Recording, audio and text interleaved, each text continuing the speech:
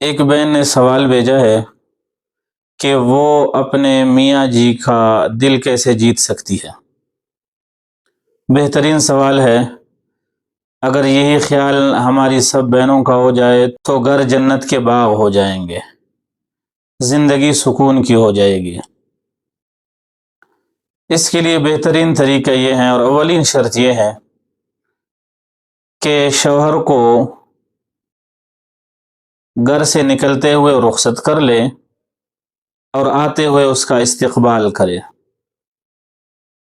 جب بیوی گھر سے شوہر کو رخصت کرتے ہوئے اس کے ساتھ دے گی اور اسے رخصت کرے گی، واپسی پر اس کا استقبال کرے گی، گویا اس بیوی نے اپنے شوہر کا دل اپنے مٹھی میں لے لی۔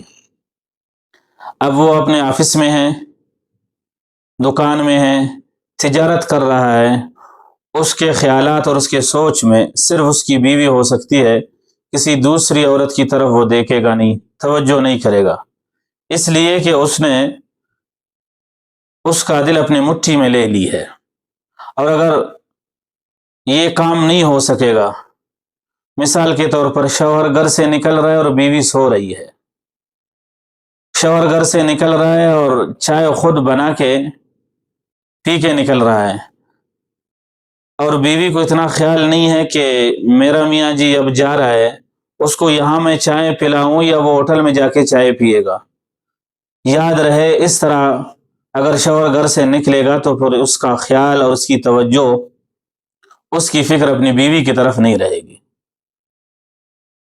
سب سے پہلی بات یہ ہے کہ جاتے ہوئے رخصت کرے، آتے ہوئے استقبال کرے۔ شوہر جب کام کاج سے تک کر گھر آئے گا تو اس کو یہی خیال ہوگا کہ بیوی گھر میں ہوگی۔ اگر آتے ہوئے بیوی گھر میں نہ ہو تو ظاہر بات ہے خوشگوار زندگی نہیں گزر جائے گی، اس کو غصہ آنا ہی ہے۔ اس وجہ سے جاتے ہوئے رخصت اور آتے ہوئے استقبال لازمی ہے۔ دوسری بات یہ ہے کہ میاں بیوی ایک دوسرے کا احترام کرے، ایک دوسرے پر مسلط نہ ہو جائے کہ جس نے جو بات کہی بس وہی آخری فیصلہ ہے، نہیں، بلکہ احتیاط کرے اور احترام کرے، اعتماد کرے، ایک دوسرے کے رعایا کا خیال رکھے۔ اس سے بھی زندگی خوشگوار ہو سکتی ہے۔